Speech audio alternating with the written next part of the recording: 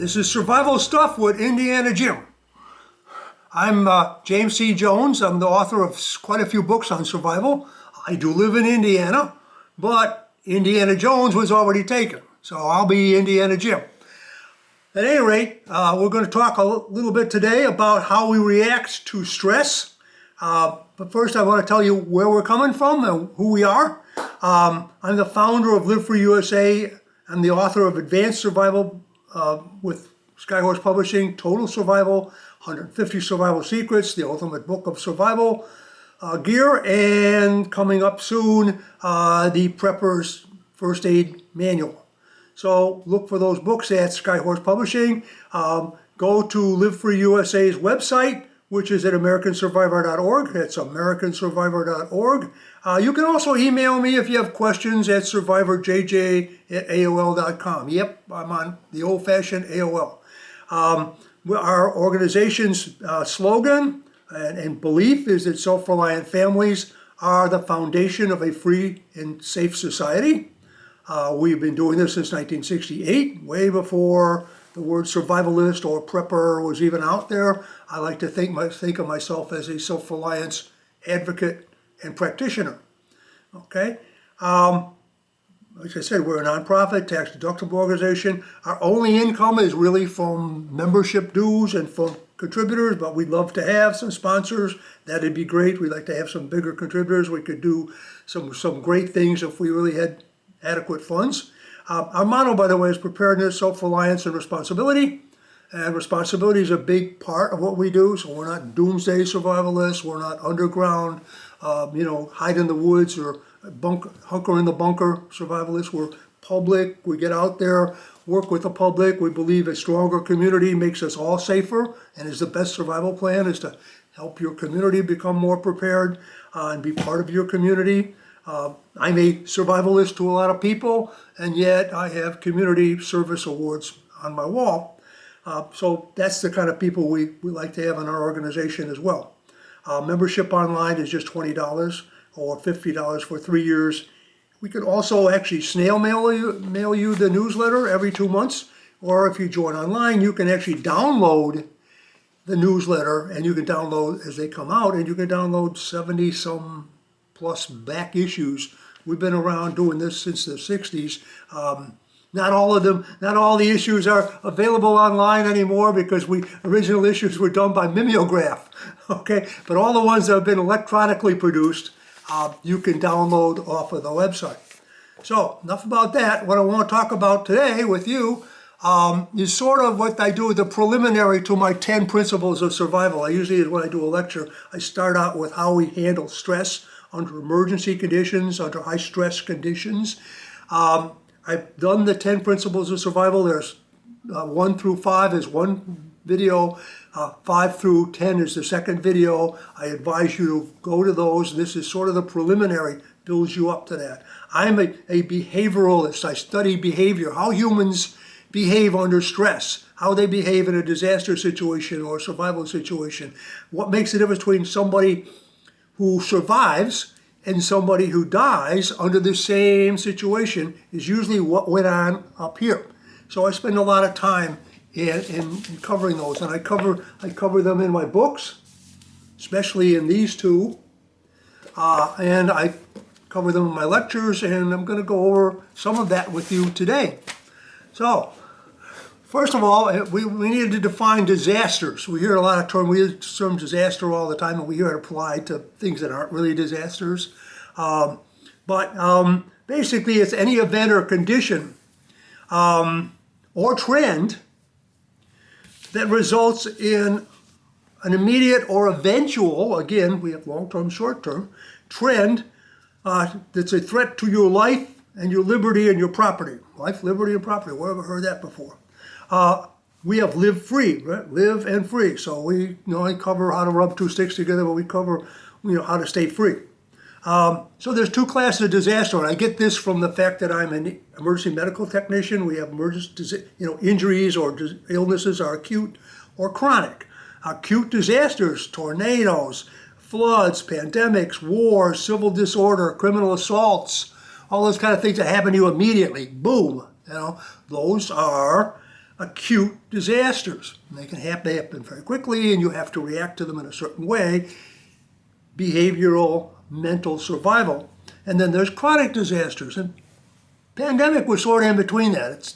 It happened sort of quick, but it's going on and on. And by the way, we have to anticipate that other pandemics will come, and pandemics of different types will be kind of normal. The new normal is a state of constant threats, of constant bad things happening. Unfortunately, I hate to tell you that. I could be very popular coming on and telling everybody that everything was wonderful and things were going to get better and back to whatever normal hell was in the first place. Unfortunately, my job is to tell you that things aren't going to be all at normal. We're going to do another thing called the Survival Matrix, which we do every couple of years, and we also put it in the newsletter.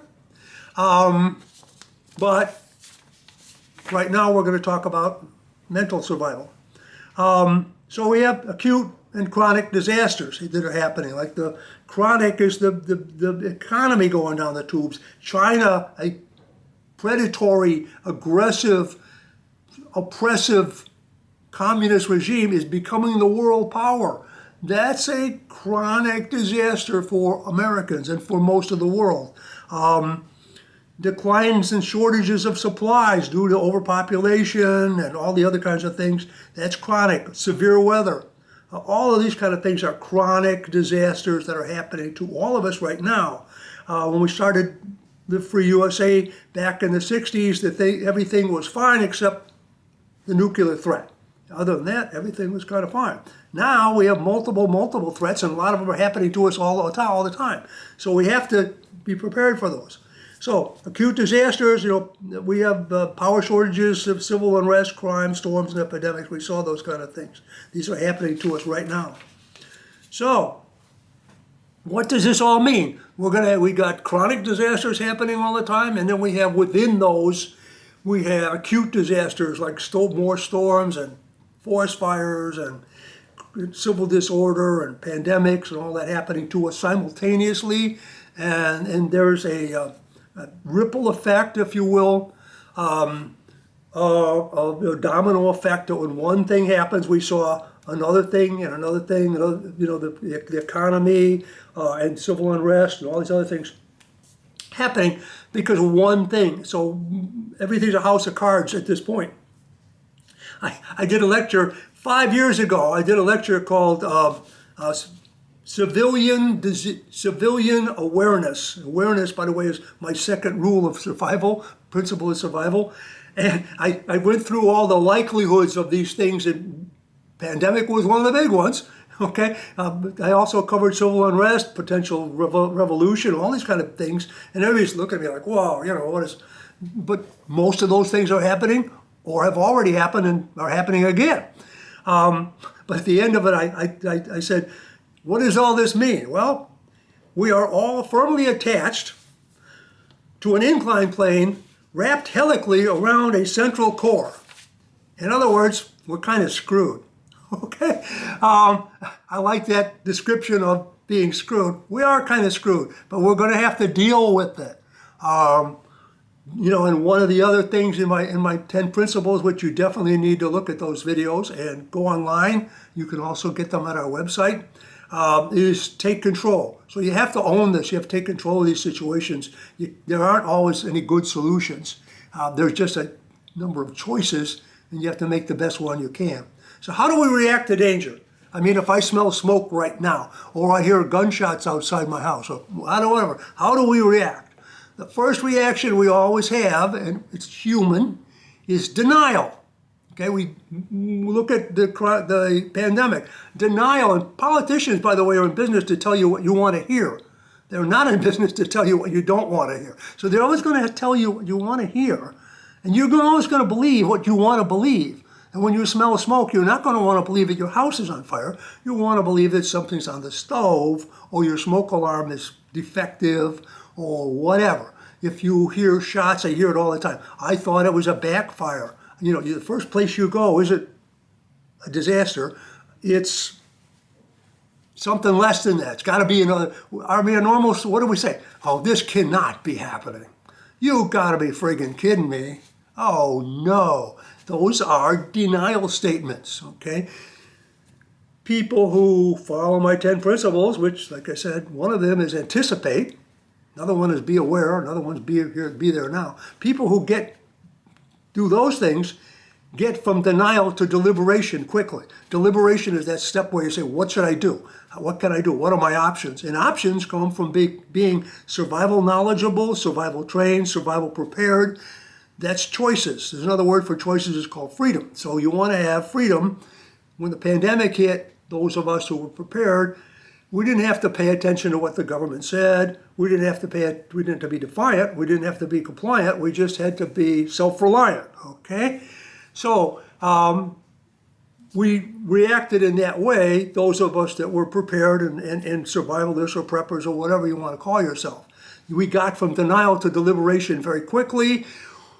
We had choices. We were able to make a decision, which is the third reaction, and then finally to actions. The faster you got from deliberation to action, the better.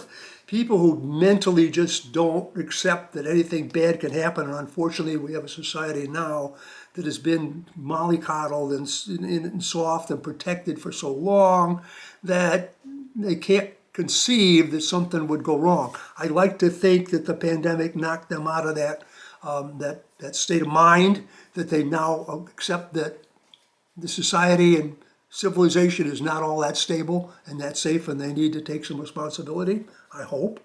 But nevertheless, that's how there's stories, and I read study these stories about what happened in these disasters. There were stories where people went to a wedding, they're sitting at the table, and the flames are starting to go up the curtains and stuff, and they're sitting there saying, well, this can't be happening, and they sat there for a minute thinking somebody's going to come and put the fire out or whatever. And as a result, their bodies were still found sitting at the table in the restaurant that burned down, because within seconds, fire doubles every minute or so. Within seconds, they were overcome by smoke. If they had reacted right away, like most of the people did, they'd have got out of there. But there was a handful of people who didn't react fast enough. You'll see people when an active shooter starts, and what do? They freeze and what's going on? What's going on? And then they start to run when they probably should just hit the ground. They didn't have a pre-plan. They took too long to get from denial to action. So this is how we react. We go into denial. The faster we can get out of denial, the better. Are you a hydrate personality? If you are, like me, you'll get there a lot faster. If you've been, I ask at my lectures, if any of you been through in a building that was on fire, then I can hold up my hand for that. Okay. Have any of you been through a major earthquake? I can hold up my hand for that. Okay. Have you ever been through a major tornado? I can hold up my hand for that. Okay. But a lot of people hold up their hand. I have had a very hard childhood. A lot of stress. My life was very stressful, especially the first 20 years. My high school years and grammar school years were horrible. Lots of stress. I lived on the south side of Chicago, where there was a lot of crime, a lot of violence, stress. So this is why the military puts you through stress. They put you through those horrible conditions. They want to get you to become what they call a hydrate personality. You're used to stress. You handle stress. You don't freak out under stress. So if you start to assume that bad things can happen, and you start to anticipate things, that gives you a definite advantage. So what happens in a disaster? What kind of things happen once that disaster hits? Well, people tend to play the roles they play in real life. Leaders tend to lead people out. Okay.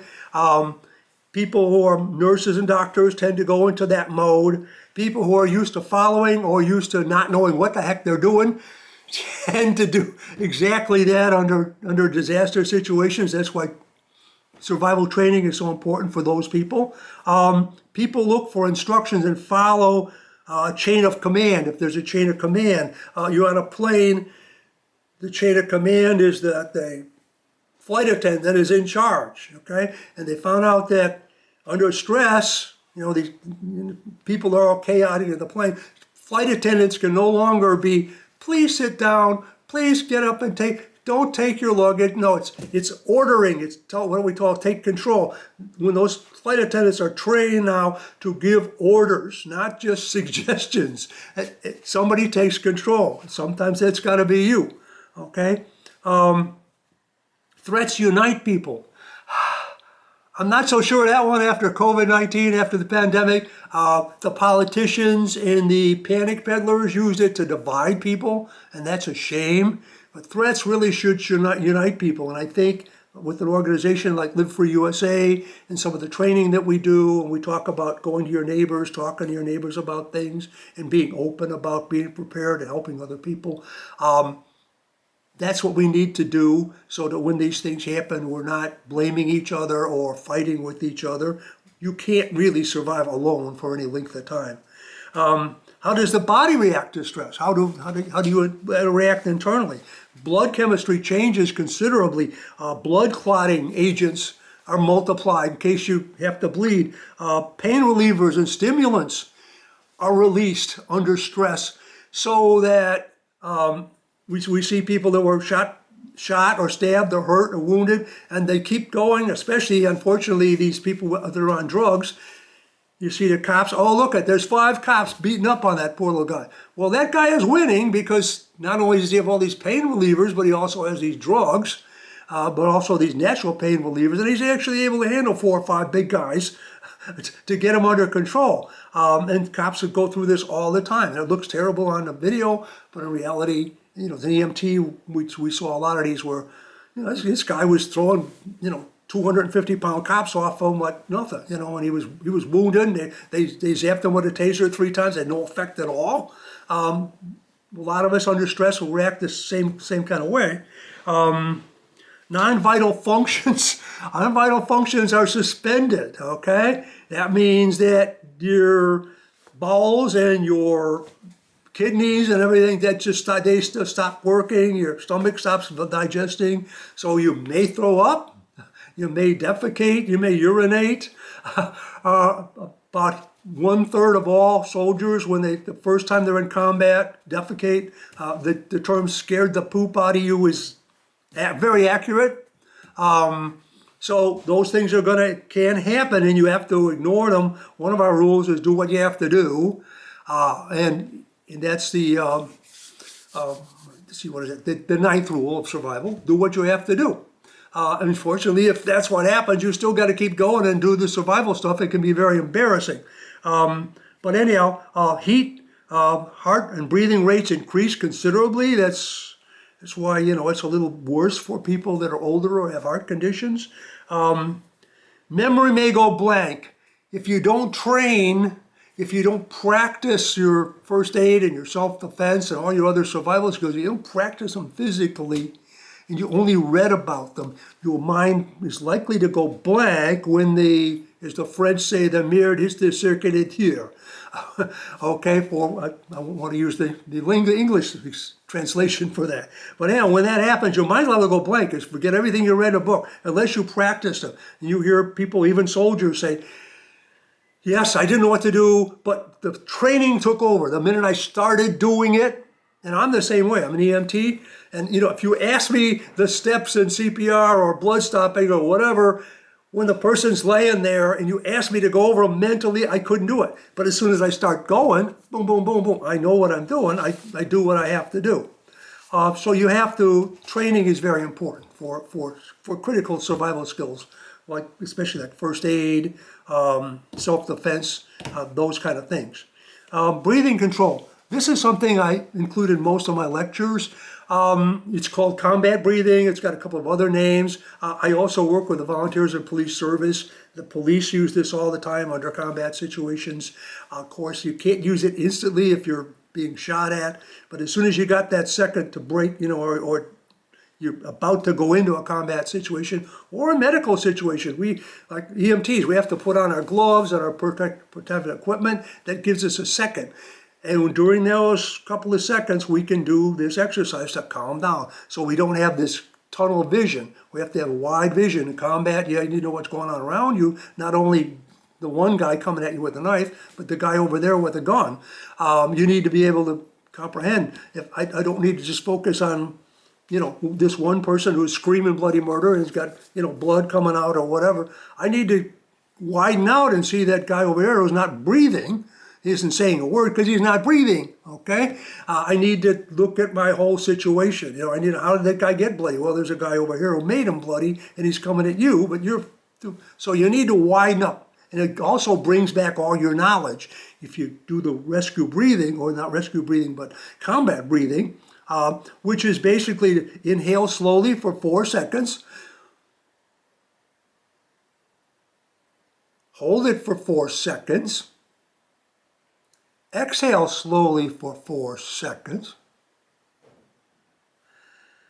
wait 4 seconds, and then inhale for 4 seconds. And you do a couple of cycles, 3 or 4 cycles, and it will widen up your view. It will bring back all that information that when your mind went blank. It will calm you down and make you more able to do the things that you really have to do at that critical moment.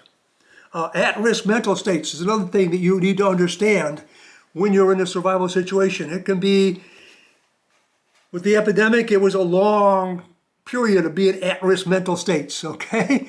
But you can also be at an at-risk mental state because you look out your window and see a funnel cloud coming at your house, or you walk in your kitchen and there's flames, or you come around the corner and there's a guy with a gun. You're at this at-risk mental state. Boom. Or you could be, like, for instance, I had a situation where a fella at the plant I worked in, I was a safety manager, and he had an accident. He backed his truck into another truck. And corporate wanted us to discipline him, and I said, no, we're not going to discipline him because he's the best truck driver we have. But that morning, he had put his father into a nursing home. He was at an at-risk mental state. You go through those kind of things. You put a favorite animal to sleep. You put some in nursing homes. A whole lot. You had a fight with your wife or your husband, whatever. You're at an at-risk mental state, and you need to know that and understand and take it easy. Think more carefully before you do things. If you're fatigued, you're wore out, as some of us have been with the COVID-19. We're frustrated. We're fearful. We may be in pain. We may be angry. And by the way, anger is a symptom of stress. Anger is a symptom when you go through that denial and getting into other things. It's one of those stages. I think a lot of people got angry, but they couldn't get angry at a virus, so they got angry at each other, or they got angry at the government, or they got angry at their neighbors, or whatever. But that's an at-risk mental state. If you're frustrated and distracted, and that was all going on during the pandemic. And this can cause negative reactions. It can cause you to lose focus. It can cause you to have accidents, as I just mentioned. It can cause you to do the wrong things at the wrong time. So you have to be aware. I was like my wife, when she put her mother in a nursing home, she came home and she was going to go shopping, and she said, because she'd seen my lectures at the factory, she worked at the same place I did. She said, I'm not going to drive for a couple of days because I know you can blow through a stop sign. Your mind is just not focused. And it was a good decision. Okay, so conclusions about psychologically surviving stress. Okay, 1, getting through denial. From denial to decisions to action quickly depends on your anticipation and your attitude and your mental control. There is an I in survival. It's having I can, I will, I must, I am responsible for this situation, which is kind of goes right into my 10 principles of survival. But that's where you're at. I can do it, I will do it, I must do it. I'm responsible. I have the attitude that I can get through this, but I have to make the right decisions. Once it becomes thinkable, I think the place could burn. I think this guy might have a gun. I think this pandemic might last more than 3 months. By the way, another pandemic will probably be along in another year or 2, or 5 years at the most if we're lucky, and it might be worse. But I think that can happen, okay? Once it's thinkable, it's survivable, okay? Mental preparedness is the foundation of your survival. Not all the gear in the world you've got and all the books and everything you've got. won't do you any good if you're not mentally prepared. Your family and your community and your nation really need you to survive. You're the responsible people out there. You're the people that want us to keep the country not only safe, but free, and keep your community stable and preserve what wonderful things we've built in this country over the years. And for that to happen, you need to survive, and you need to help your neighbors survive. So I'm not going to get into the 10 principles, but you need to see the videos on the 10 principles. It's very important, but they're also mentioned in my books. But anyhow, a couple of little slogans I can leave you with at this time. It's not what you have with you, but it's it's not what you have, but it's what you have with you that counts. So you want to have things in your pocket, things in your bedside drawer, things in your pack, things in your vehicle, stuff in those places that you need when you need it. So it's not what you have. You could have a ton of stuff, but if you don't have it with you at work, you don't have it with you in your vehicle, it may not help you at all. So it's what's in your pocket, what's in your bedside drawer, what's in your pack, what you have at work to survive with. It's not what you know, it's what you actually do that counts. Again, all the knowledge, you have to be able to apply it. Are you mentally conditioned to expect threats and challenges? Hopefully you are. So hopefully those are the things that you need to do. By the way, I had an issue of our newsletter, Pandemic of Insanity, where I go over all of the human behavioral things that could explain what happened during the pandemic, all the anger, the confusion, those kind of things where people made bad decisions and continue to make bad decisions. I covered in this issue, so if you join, you could download that issue. I think we also posted this on the website. So anyhow, hopefully you'll join Live Free USA. Hopefully you'll look at the other videos that I have posted. I've posted a bunch of them by now. Look at the 10 principles, maybe buy a few of my books from Skyhorse Publishing or Amazon. So, till the next time, this is Indiana Jim for Life and Freedom. Take care and stay safe.